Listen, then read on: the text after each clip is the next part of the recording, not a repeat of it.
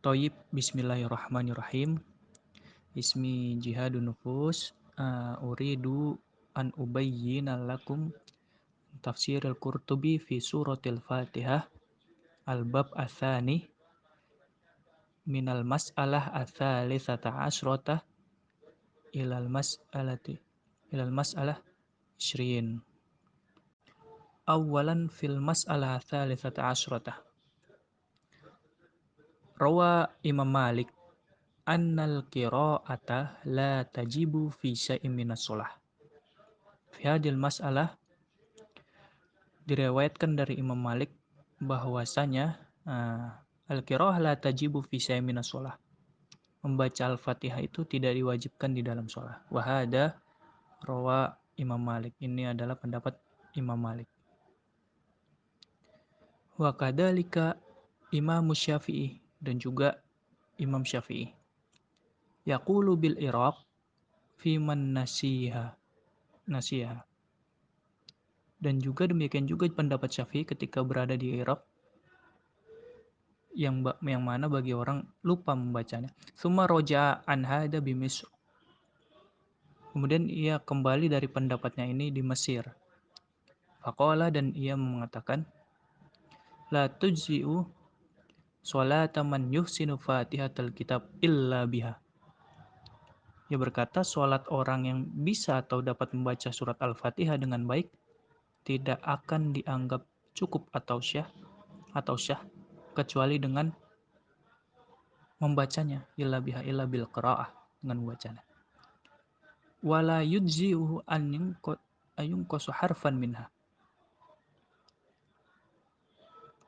Dan juga tidak dianggap cukup atau syah apabila mengurangi salah satu huruf darinya dari surat Al-Fatihah. Fa in lam yaqroha, dan apabila tidak membacanya, au naqasa minha harfan, atau mengurangi salah satu huruf dalam pembacaannya, ada sholatuhu, maka sholatnya diulangi. Wa in qara'a bi ghairiha wa hadha huwa sahih fil mas'alah. Walaupun ia telah membaca surat selain Al-Fatihah, wa hadha huwa sahih fil masalah, dan ini dianggap sahih di dalam permasalahan ini. Summan namdi ilal mas'alah al-mas'alatu ar-rabi'ah asyrah. Dengan permasalahan ke-14. Ajma'al ulama ala anna la salata illa bi qiraah wa hada ala ma taqaddama min usulihim fi dalika. Dalam masalah ke-14 ini, yang pertama adalah para ulama berpendapat bahwasanya tidak akan sah salat jika di dalamnya tidak ada bacaan Al-Fatihah. Wa kadzalika wa ajma'u ala an la tauqid fi dalika ba'da Fatihatil kitab. Dan apa yang telah dikatakan oleh para ulama, dan mereka berpendapat bahwasanya tidak ditentukan waktunya di dalam itu setelah membaca surat Al-Fatihah. Illa suratun wahidatun. Kecuali mereka menginginkan untuk tidak membacanya bersama Al-Fatihah, kecuali satu surat. Limada? Li'annahu al-aktsar mimma ja'a anin nabi. Karena itu seperti kebanyakan yang sudah dilakukan oleh Nabi Muhammad SAW. Wan namdi illa al-mas'alah al-khamisah asyrah. Melanjutkan kepada masalah ke-15. Dhahabal jumhur ila anna ma zada 'alal Fatihah minal qiraah laisa biwajib. Yang pertama adalah para jumhur ulama berpendapat bahwasanya membaca bacaan tambahan selain atau setelah Al-Fatihah itu hukumnya tidak wajib. Kemudian rawal Muslim anna Abi Hurairah qala fi kulli sholatin qiraah. Direwatkan oleh Muslim dari Abi Hurairah berkata, setiap sholat itu ada bacaan. Fama asma'na nabi. Bagaimana telah didengarkan Nabi kepada kita. Asma'nakum. Dan kita mendengarkannya kepada kalian. Wa ma'ahfa minna ahfayna minkum. Dan sebagaimana disembunyikannya dari kita menyembunyikannya dari kalian. Faman qara'a bi ummul Qur'an faqad ajza'at anhu. Barang siapa yang membaca Al-Fatihah maka ia telah mendapat balasan. Dan wa man zada fahuwa afdal, dan barang siapa menambahkannya maka itu afdol. Kadzalika wa fil Bukhari, dan sebagaimana diriwayatkan oleh Imam Bukhari, wa in zadat fahuwa khair. Apabila kamu menambahkannya maka itu perkara yang baik untukmu.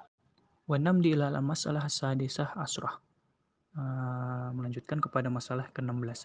Faman ta'addara dzalika alaihi ba'da bulughi majhudihi falam yaqdir ala ta'alimil fatihah aw syai' minal Qur'an wala alakum minhu bisain azimuhu ayat karullah fi maudil qira'ah bima amkanahu minat takbir aw tahlil aw tahmid aw tasbih aw tamhid. Di permasalahan ini, barang siapa yang tidak bisa melakukan itu setelah mencapai usahanya dan belum bisa dalam belajar membaca surat Al-Fatihah atau sesuatu dari Al-Quran, dan tidak ada yang mengomentarinya atau mengajarkannya, maka hendak atau diharuskan baginya untuk berzikir kepada Allah Subhanahu wa Ta'ala dalam waktu atau tempat bacaan tersebut, dalam waktu membaca Al-Fatihahnya tersebut, sebagaimana bisanya, atau dengan takbir, tahlil, tahmid, tasbih, atau tamhid. Wa namdi ilal mas'alah sabi'ah asyrah. Melanjutkan kepada masalah ke-17. Fa'in ajaza an isabati syai' min hadzal lafz fala yada' salat as-shalah ma'al imam juhdu fal imam yahmilu dzalika anhu insyaallah. Yang pertama, apabila tidak mampu untuk mengucapkan atau menemukan sesuatu dari lafaz ini, lafaz yang tadi disebutkan, maka janganlah engkau meninggalkan usahamu dalam sholat bersama imam. Kenapa? Fal imam yahmil dzalika anhu insyaallah. Karena imam insyaallah akan mengantarkan, akan membimbingmu. Summa wa alaihi abadan an yajhada nafsuhu fi ta'alumi fatihatil kitab faman zada ila ayyahulal maut duna dalika wa huwa bihalil istihad faidarahumullahu anhu. Dan hendaklah kamu untuk berusaha dalam belajar Al-Fatihah dan yang lebih dari itu abadan selamanya, sampai mana mau tiba dan kamu dalam keadaan berusaha dalam belajar tersebut. Faidarahumullah, maka Allah akan memaafkanmu. Summa namdi ila mas'alah tsamina asyrah. Pada ke permasalahan selanjutnya, ke permasalahan 18. Man lam iwatu lisanuhu ila takallumi bil arabiyyah minal ajamiyyin wa ghairihim turjimalahu ad-du'a al-arabiyyi bilisanihi alladhi yafqahu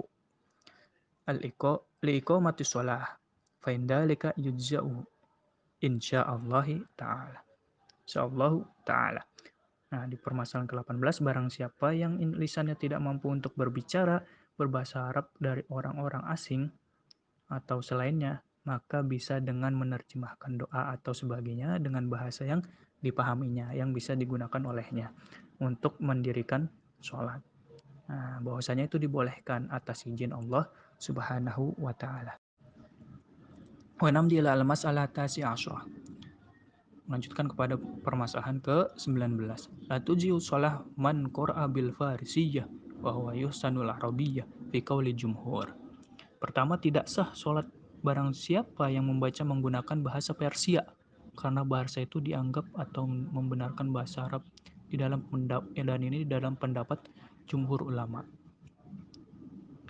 Tsumma tsaniyan wa qala Abu Hanifah tujihul qira'ah bil farisiyah wa in ahsanal arabiyyah lian al maksud isobatil ma'na. Nah, sedangkan dari Abu Hanifah berkata diperbolehkan membaca dengan bahasa Persia apabila itu lebih baik dari bahasa Arab, atau mengucapkannya lebih baik daripada bahasa Arab. Karena maksudnya adalah di dalam peletakan makna.